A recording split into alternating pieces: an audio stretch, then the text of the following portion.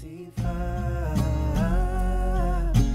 blood in the breeze, and I hope that you remember me.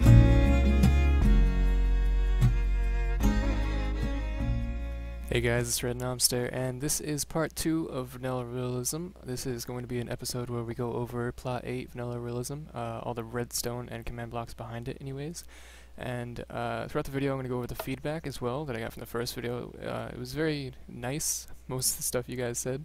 I didn't really get any hate for anything, so there's some very good ideas that you guys came up with, so that was nice, and it's one of my most popular videos so far, so that's pretty sweet as well. So.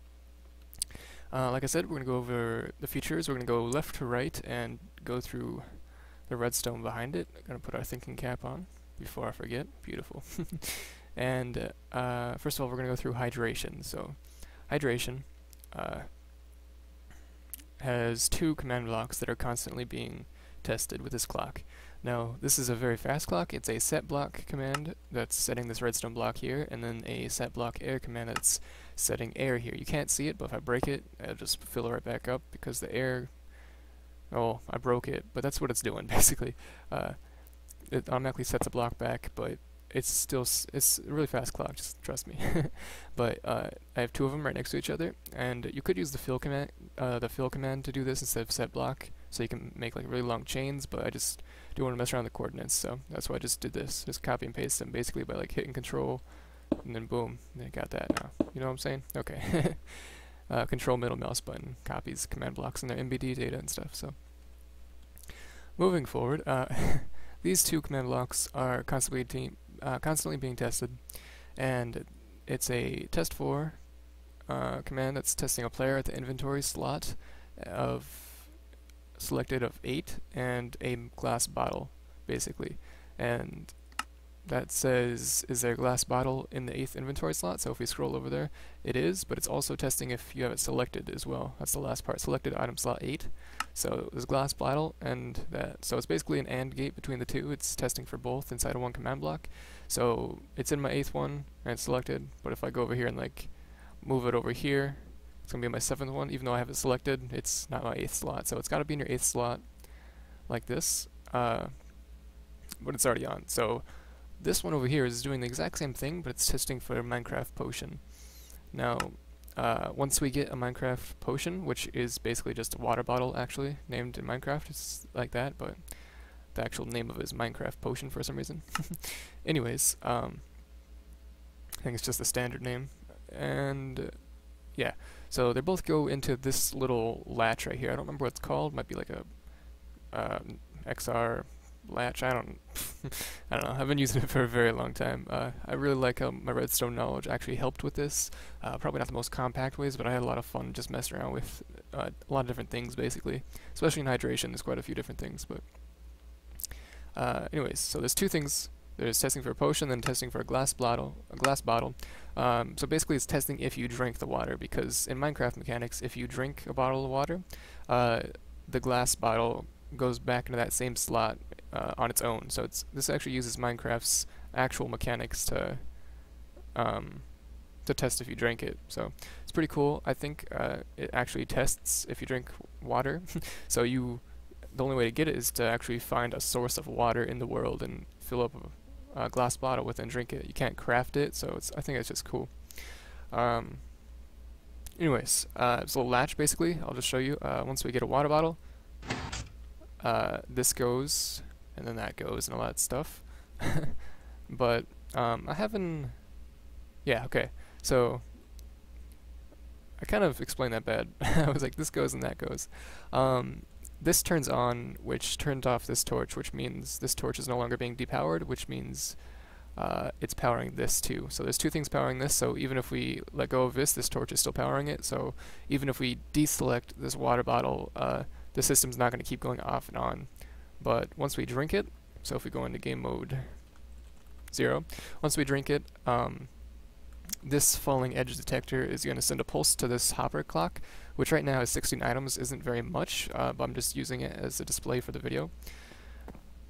But it's going to set that off, and I'll go into what that does after I show you. But it's going to turn back to the glass bottle, so that means this torch is going to turn off, which means and this isn't going to be detecting a water bottle anymore, so there's nothing powering this, which means this torch turns back on, which means this torch turns back off, and so does that system. So I'll show you that here.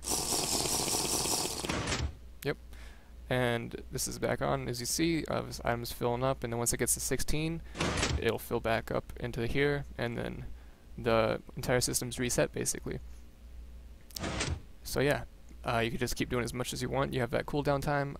That does mean you can't just keep drinking bottles of water rapidly. It won't give you like extra resistance or something like that. It's just gonna, it basically has a cooldown time of this as well. But that's not what that is. It's not just a cooldown time. I'm gonna go into game mode 1 again so I can fly over here. And by the way, this is a sticky piston, and that's a normal piston. If you want to see more on hopper timers, I'd go check out like Ethos Lab video. Just type in hopper timer Ethos Lab. He explains it a lot better. That's where I found that device. So, anyways, as long as this is on for 16 items, and then it's off after it gets rid of those 16 items. So it's in for a total of 32 items, and it takes it's 2.5 items equals 1 second. So you just do the math there. I don't know. It's like it's like less than 30 seconds.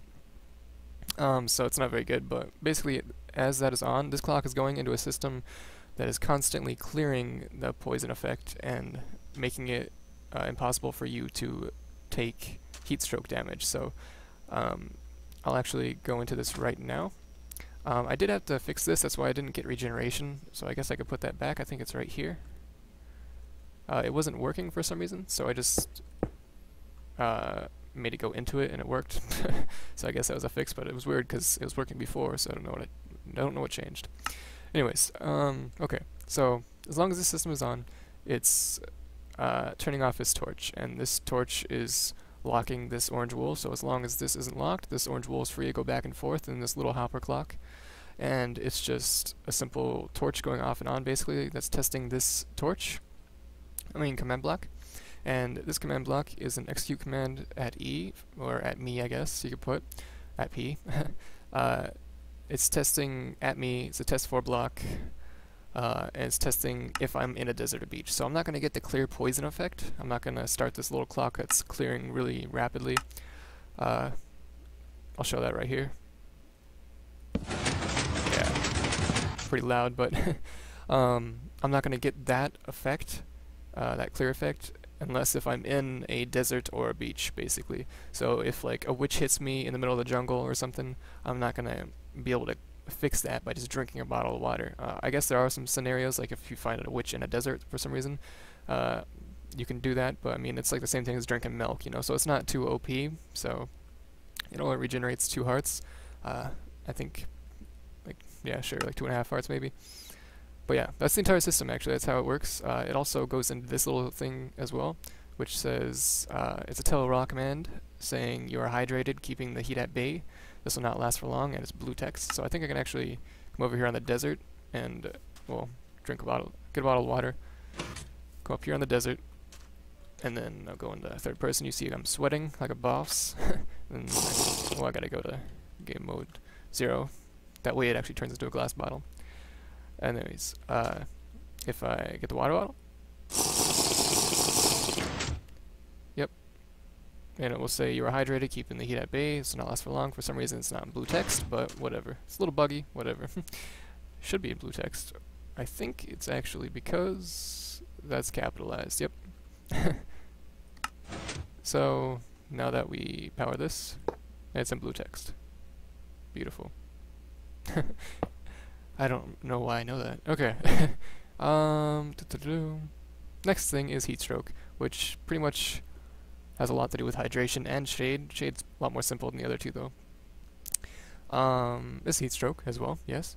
There's 2 command blocks being tested, such as the first one, but they both go into a couple different AND gates. So it's a test for a block executing at a player. It's testing if a player is standing above 3 blocks above sand, and if he's stepping on sand directly. So you're only going to get heat stroke if you're, and the sweating effect, if you're on 3 blocks of sand, and you are on stepping on sand. So over here, if you have like a little house and your floor is sand, you're not going to get the heat stroke effect, you're not going to sweat, even if you jump, because it's only 2 blocks below you, and you're not touching sand as well, so neither of the torches should be on, I think. Or they both should be on. But if we come over here, both will be off, sending a pulse into here. I think I'm going to put a clock on this, though, that tests this. That way, it's not just due to how much you jump around. No, actually, I think that would work. Just because, yeah, look how much this torch is going off just going over terrain, so. Anyways. Yeah, it's going to this big randomizer, basically, which is a bunch of 1 in 9 chances that come into here. And it's effect at a player, poison, and true, just so you don't see the little, I don't know, little effect bubbly thingies of poison, little green things. Yeah. Anyways, and then it goes into 2 separate 1 in 9 chances. This one says the sun is piercing your skin in red letters, like this. I just put it as a 1 in 9 chance after the effect, just so it doesn't say it every single time, so it doesn't get annoying. It's a reminder, not a, I don't know, annoyance, sure, whatever. And this is the effect of nausea, which happens 1 in 9 times, probability-wise, of you getting heat stroke, which is this, oops. Yeah, and it says this at the same time. You're in need of water or shade. So, it tells you that what's going on, just so you don't think you're dying, which you are kind of dying, I suppose, but just so you don't think that you're, I don't know, something. It's like a drunken effect, though. It's pretty sweet. It only lasts for a few seconds, but I thought it was pretty cool. It's like a little hallucination thing going on. Might make it last for longer, I don't know. Yeah, but that's heat stroke, actually. That's the entire thing. I guess it comes up here also, actually. It's testing this way with the AND gate and testing this way with the AND gate, and this redstone is stopping this hopper, so both of these torches have to be off, which means both those requirements have to be succeeded for this hopper clock to keep going, and this hopper clock is going to make you sweat. Basically, it's a particle splash at 0.9 Y up from my relative location, so it's like right next to my head, basically. A little bit lower, though, just because it was kind of going way too high. And then really small amounts, only 2 drops or something like that. I don't even remember what all these little tiny numbers mean, but if you mess around with them, you'll figure it out. Kind of took me a little bit to figure out one. I tried using the other, like the drip effect, but I realized quickly that drip effect was like water that stays there and then falls after a couple seconds, no matter what settings you have it on, so I had to use the splash one. Okay, next is shade. It's very simple. There's just a bunch of the commands next to each other, like this, bunch of clocks anyways, and it's testing the bottom and top. Now you can make this as long as you want, I would guess, but I'm testing at a player with if there's Minecraft, if there's air above him, basically. So this is testing 2 blocks above his head, which is 1 block above your head, actually. That's 2 blocks. Why? From your location. Ooh, scary noise.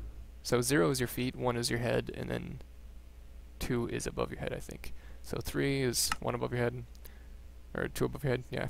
And then I went all the way through 9, so anything above that isn't shade anymore, no matter how high it is. There's supposed to be a redstone block there. Oh, there is, what? See that? That's weird. Okay. But basically what it's doing is it's sending a signal through it. So right now I have shade in my head, but if I like go under this little block, that torch and that torch both recognize that there's blocks above my head. 4 and 3, and it turns the torch on, and if any of these torches turns on, it's going to go up this little staircase right here of slabs, which goes into this, which starts this really fast clock from earlier. That's an actual piston clock, and it's just clearing the poison effect, just like that setup over there did with drinking water. That way, if you get heat stroke, you can just come over here and you see those torches turn on, and you can actually see the piston right there going off really quickly. So that's pretty neat as well. Yeah. So tell me what you guys think about these things too as well. Tell me what you guys think should be changed. Somebody suggested that I lower the amount of droppers, but I haven't really tested this anyways, and I'm not going to change it until I do test it in an actual desert. I'm not going to base it off this little, like, 7x3 chunk or something like that.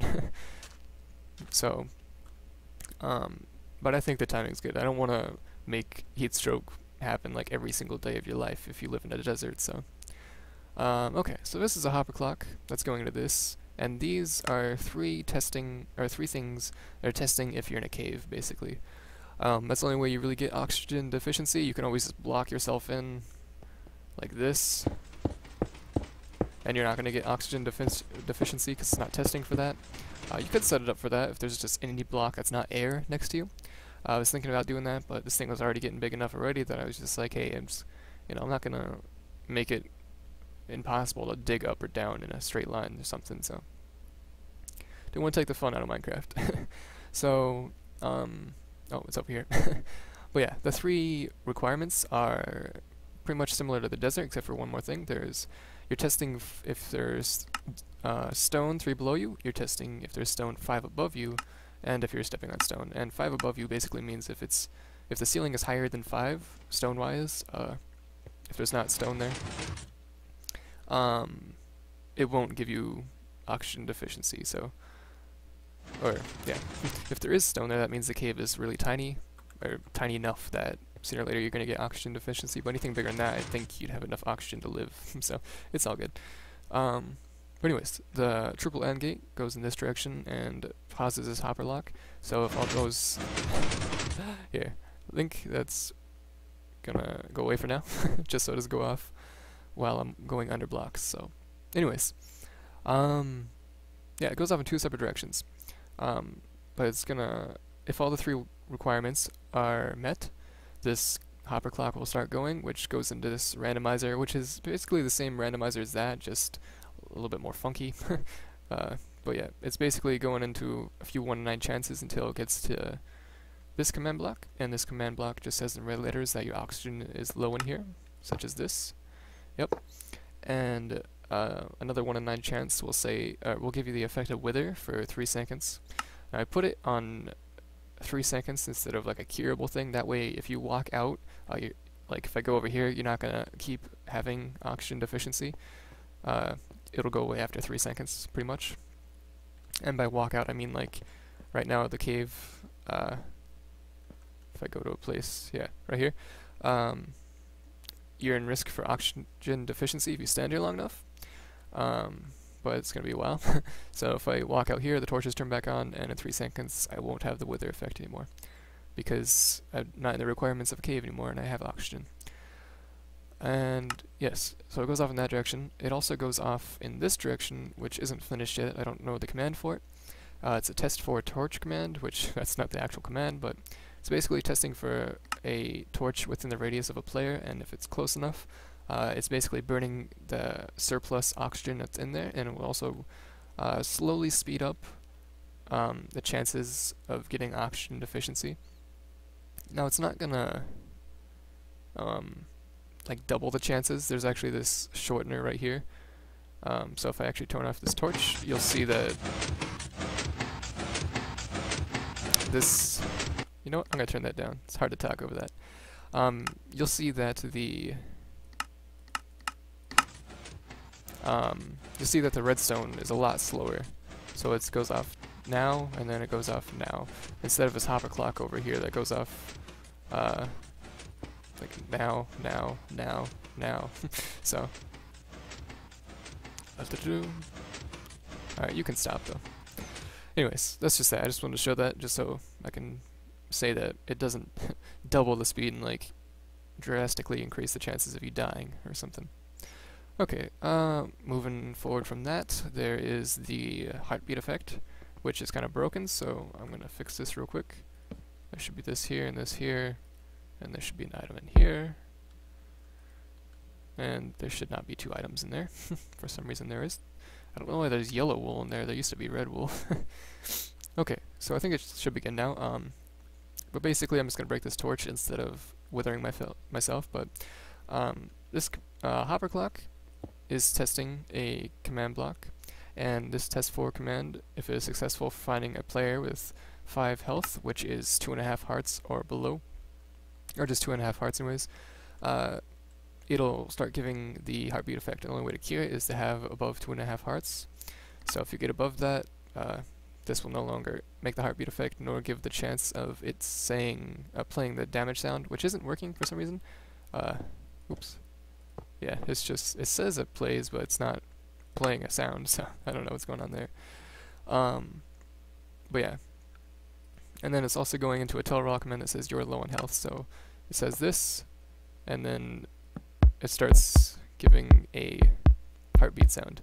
It also goes over here into the effect of slowness, and it's slowness 3, I think, yes. And it's for 1 second, so that means it's on a clock, so it's always going to be relevant until it stops, and once it stops, you're just going to lose slowness 3 about 1 second later. So for this to work though, you have to do this command, /scoreboard objectives add health, and that's what this is testing for basically. If you don't type this in, hit enter basically, you're not going to have this, so I'll probably just have like a spawn area where you push a button or something. Or not a spawn area, but like on the giant device with the MC edit schematic. Now, that'll set up everything pretty much.